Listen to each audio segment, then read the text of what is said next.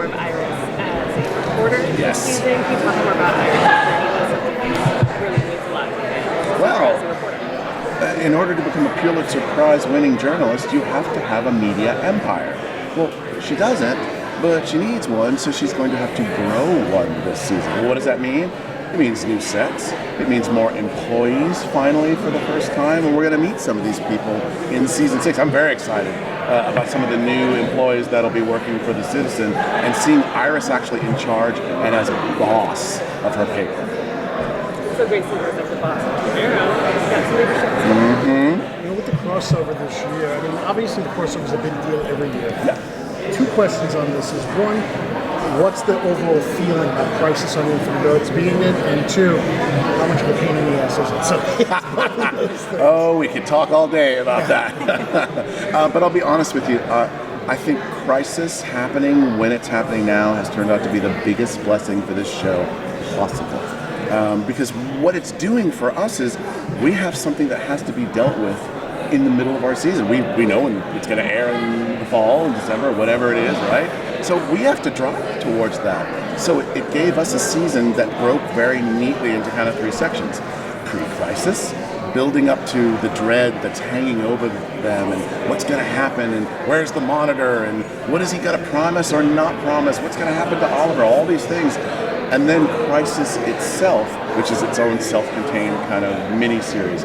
But what it did for us was, what's post-crisis even look like? We've been waiting for 5.5 years. We've been waiting for 5.5 years with this newspaper holographic thing hanging over us.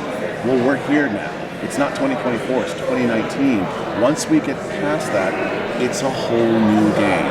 It's a whole new world, and I'm a very comic book geeky guy. So let the geeky comic book games begin, starting in post-crisis. And I think you're going to see that in season 6, a little bit more of a comic book feel, while also deepening the character emotions. So the comic book is really big and sprawling.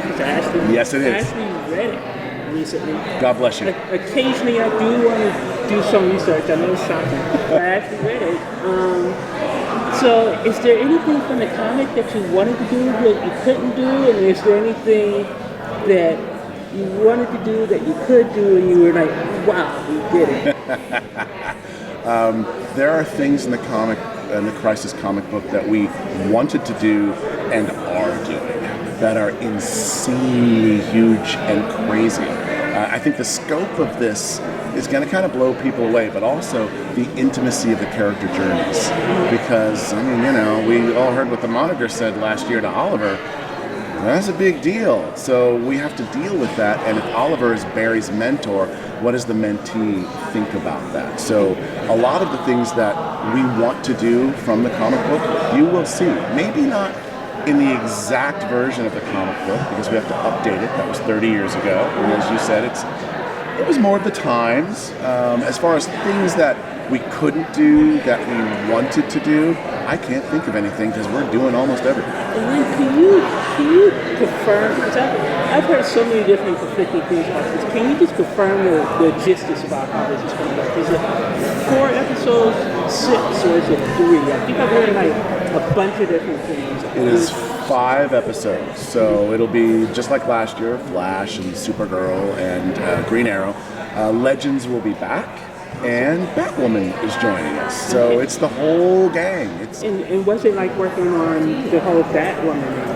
Oh gosh, I can't wait to go to the Batcave, quite frankly. I'm gonna go on those days, and I'm gonna go see her in action. Are you gonna see a real high-tech Batcave? I don't know. From what you tease, it's not gonna be high-tech. I don't know. I haven't seen the pilot. I haven't even read the pilot script. I told Carolyn, who is the wonderful showrunner of Batwoman, I love your show so much, but I want to experience it as a fan, because I'm a fan first, even though this is my job that I go to every day. I want the joy in my heart, because I'm Mr. Comic Book Geeky guy. I want to experience it just like everybody watching at home on, I don't even know what nights they come on, whatever night it is, right? But yeah, I want to go to the Batcave. I want to touch a Batarang. You know, if I can put on her red wig, I'm into it. You know. Given how huge the scope of the crossover is, how has that impacted the way you're telling the first half of the season? Like, are you kind of doling out the villain of the year differently? Are you kind of introducing the new kind of Team Flash dynamic that you can speak to about that? Great question. What it's made us do is make the villain's agenda burn so much hotter than it has in previous seasons. Because by the time you get to Crisis, stuff has to really happen. So when eventually we're going to reveal the villain at the panel and whatnot, and then I think this will all make a lot more sense. But when you kind of see what we're doing, which is, I think, I'm calling this the season of thrills and chills. That's kind of the marching orders for season 6. There's a reason for that, because what Team Flash is facing with Crisis is so sad and poignant and horrific, knowing what could happen. I mean, the world might end. What does that do to our heroes?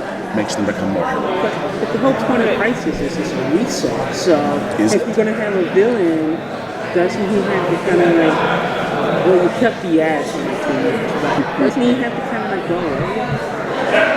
Anything can happen, because at the end of last season, once that newspaper started to spin wildly, all bets are off. We've been saying that 2024 was when Crisis was going to happen. It's 2019. That means no rules apply. Anything you might have known or might have thought or might have theorized about the upcoming Crisis might be true, or it might be wildly inaccurate, and that's on purpose.